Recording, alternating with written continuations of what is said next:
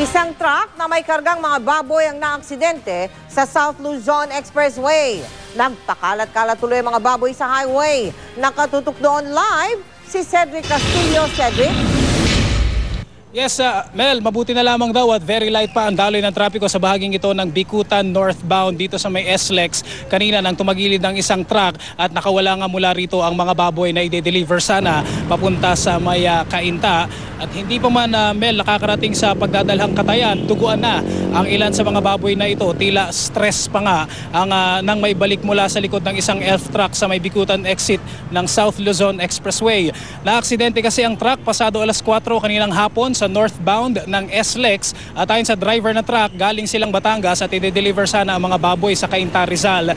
Nang bigla na lamang daw sumabog ang gulong ng truck at bumangga sa concrete barrier. Sa lakas ng pagkakabangga, tumagilid ang truck, hindi raw agad nakalabas ng sasakyan ang sugatang driver. Ang pahinante nito na kinilalang si Ronnie Flores, ang veterinaryong si Michael Gatmaytan na mabilis namang naisugod sa ospital. Pero Mel, ang mga sakay na baboy, kanya-kanyang alpasan sa gilid ng malawak na superhighway. Mabuti na lamang daw at magaan pa ang daloy ng trapiko ng mga sandaling yon dahil tiyak na magdudulot ito ng aberya sa trapiko. Ang gate ng driver hindi lumampas sa 70 kilometers per hour ang kanyang patakbo dahil sa bigat ng kanyang delivery. Pero aminado siyang luma at pudpud na ang sumabog na gulong ng kanyang sasakyan.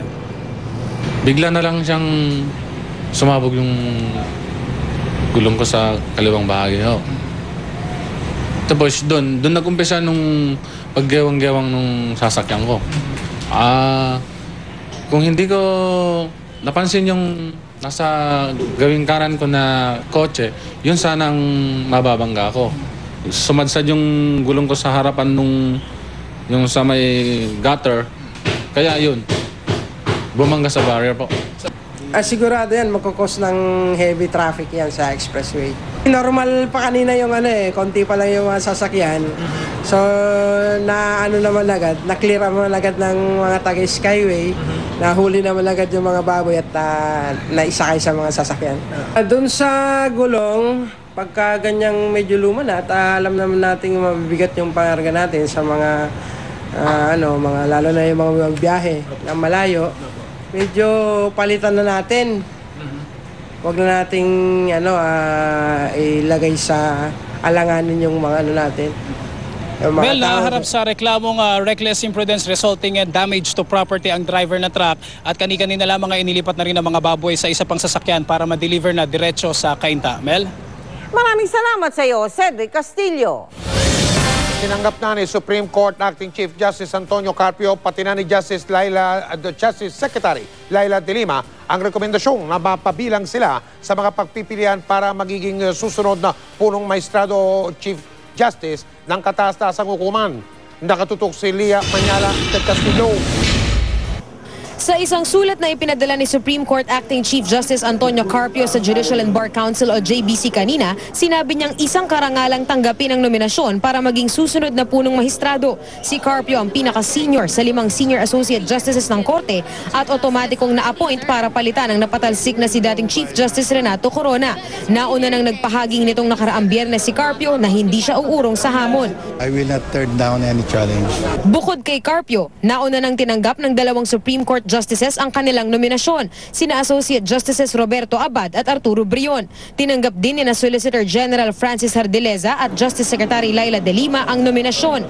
Ipinaalam daw ni De Lima sa Pangulo ang kanyang naging desisyon, pero may alinlangan daw siya lalo't ilang beses niyang nakabangga ang Supreme Court. Whatever divisions there are or infightings there are within the Supreme Court, maybe a fresh face could be welcome. But honestly, I don't know if right now I'm welcome to the insiders. Secretary Laila De Lima informed me that what the president told her was that it's up to you. You make your decision, and whatever decision you make, the president will respect. the decision. Sina Carpio at De Lima ay parehong ex-officio members ng JBC. Nag-inhibit na sila sa proseso nang magsimula ito.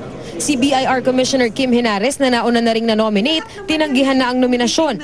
Kasing halaga raw na judicial reforms and tax reforms na sinimulan nila sa BIR na kailangan pa niyang pag-ukulan ng pansin. Kapwa tumestigo sina Henares at De Lima noon sa impeachment trial ni Corona. Lahat ng tumanggap ng nominasyon padadalhan ng notice ng JBC at sisimula ng public interviews matapos ang 10 araw.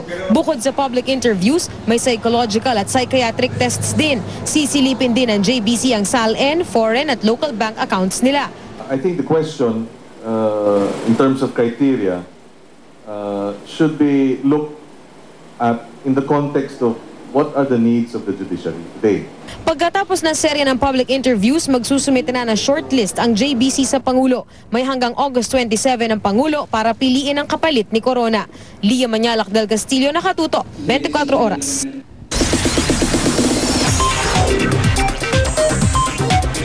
Chika Minute! Kaliwat kanan ang mga stage productions na pagbibidahan ni Lea Salonga this year. Pero ano kaya masasabi niya sa balibalitang si Jessica Sanchez daw ang gaganap bilang Kim sa movie version ng Miss Saigon? Makichika kay Lars Santiago. Puno na ang schedule ni Lea Salonga para sa kasalukuyang taon. Abala siya ngayon sa rehearsal ng play na God of Carnage na itatanghal sa Carlos P. Romulo Auditorium simula July 13 hanggang 22. Gustong linawin ni Lea na hindi siya kakanta sa play na ito. Dahil kasama nga ako and also Menchu Lauchenko Yulo are in it and Adrian Pang na baka isipin ng tao, oy, musical to, sige manood tayo. So off the bat with the intent of full disclosure, kailangan namin sabihin na it's not a musical, it's a dark comedy and it's a straight play.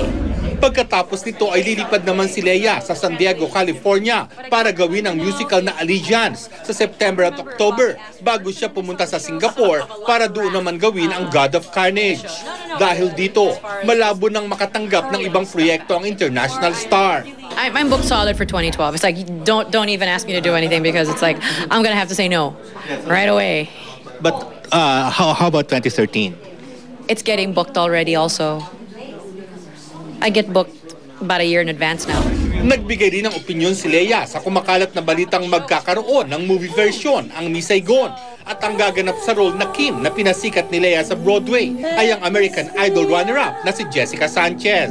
If she's the one that they've chosen or if she's somebody in serious consideration, then that's a good thing. And because I mean, we all know she's talented. We all know she's actually quite beautiful. Isa rin si Lea sa naniniwala na dapat nang bigyan ng National Artist Award si Dolphy. Hindi raw siya pamilyar sa pamantayan sa pagbibigay ng parangal bilang National Artist. Pero kung ibabatay sa mga nagawa ni Dolphy, dapat na raw itong maparangalan. He's worked on stage, he's worked on film, he's worked on television.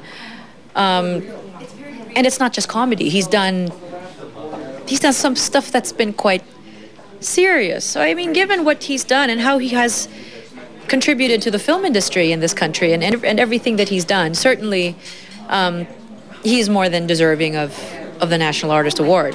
Lars Santiago, updated sa Showbiz Happening. Mamaya sa Chika Minute, kilalanin ang mga kapuso nating kabilang sa most beautiful stars ng isang magazine. Stay tuned for that. Susunod, batang nahulog sa hukay sa bansang India, nasagip. Bagong silang na sanggol na may kakaibang hitsura, idinudulog ng tulong ng mga magulang. Adrian Ramos at Casey Montero may ibinunyag tungkol sa kanilang relasyon. Susunod na yan dito sa 24 Oras.